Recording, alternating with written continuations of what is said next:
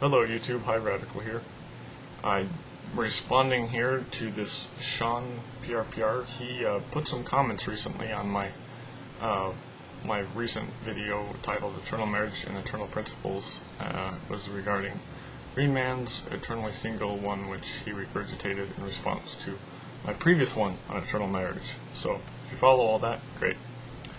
In his first comment, he takes two quotes from the Journal Discourses, and to try to disprove my claims in the video that it's not necessarily required of every man. Now I'll both point out some problems he had and things he must not have noticed when he was pasting these things on here. I'm assuming he copies and pasted them rather than types them out. And also I'll concede a point, but I'll get into that here. The first one he has is a quote from, if he's got his citations correct, Journal Discourses, Volume 20, page 31. It says, "I understand the law of celestial marriage to mean that every man in the church who has the ability to obey and practice it in righteousness and will not shall be damned." Now, I don't know if you noticed this, but it says, who has the ability to obey and practice it in righteousness. So you have to have the ability to obey and practice it for it to be requisite or a potential condemning point. Then he's got this other quote here. It says, "Plural marriage is not some sort of superfluity or non-essential to the salvation or exaltation of mankind." First off, note that it does say mankind. It does not say a single man.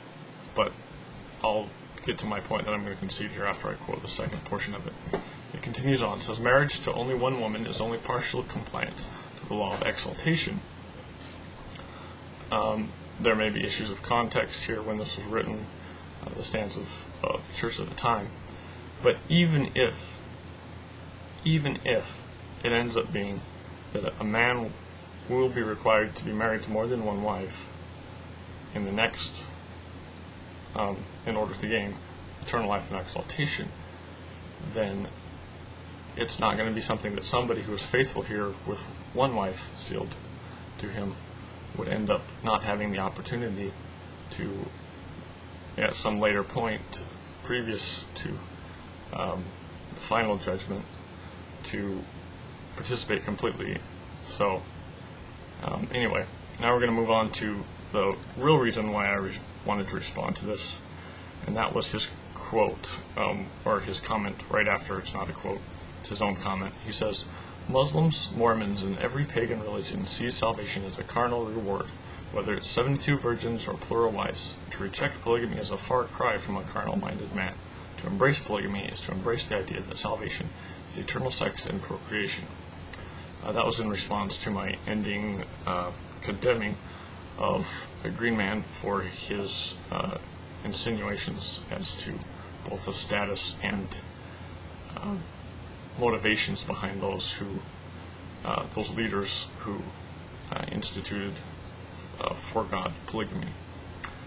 It's interesting that he says this. Says, "To reject polygamy is a far cry from a carnal-minded man." Key to this is the idea of carnality. What is a carnally minded man? I think it's important to realize what this is. When mankind was created in the Garden of Eden, I hope all believing Christians or Jews or Muslims would concur that Adam and Eve were created perfectly. An omnipotent and omniscient God would not create something that was inherently flawed. If he did, he would not be perfect. So they have that initial nature that is perfect, that is still physical. I would assume most would think that Adam and Eve had physical bodies in the Garden of Eden. So this is kind of where the carnal comes in, because when they fell, they became subject to death and to their body being afflicted. And this kind of has a key to the tie into the word carnal. If you want to look at the etymology or the history of the word carnal, go into a dictionary and look this up if you would like.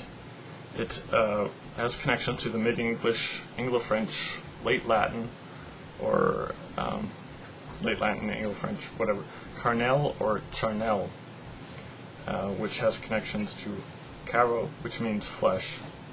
And this is akin to the Greek keirein. I'm not sure if I'm pronouncing this correctly. I haven't had any lessons in Greek. But keirein means to cut or shear. This also has connections to the Sanskrit. I really don't know how to pronounce this. It's let's see if I can get this on here. It has some weird symbol with an A. But anyway, if you trust the etymologists who put the dictionary together, these words all have connections. So we're talking about flesh, but it's not just any kind of flesh. It is flesh that has been cut, flesh that has been. It also has connections to the Latin curtus, which means mutilated or curtailed. So this is flesh that is imperfect, that has been as an outcome of the fall.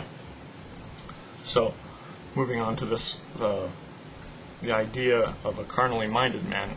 There's a quote in the Book of Mormon, and I would assume any reasonable and logical Christian would agree with this in light of what the word carnal means. The quote says that to be carnally minded is death. So, with that in mind, what is death? Death is the separation. If it's a spiritual death, it's a separation of man from God. If it's a physical death, it's a separation of human body and spirit. I'm going to move this on to the idea of marriage. God mentions in the Bible that what God has made one, that no man should put asunder. This is in reference to a man and a woman becoming one flesh. It's interesting to note that the idea of eternal marriage, the idea of people remaining together eternally, has connections to this remaining, to this maintenance of this togetherness. Marriage does not die. But it's interesting because he says that the carnal-minded man, if you take carnal as being strictly physically minded, then you would have a problem, because Christians would then have to, at their core doctrine, the very core doctrine of Christianity would be a carnal doctrine, if you saw carnal as merely being something physical.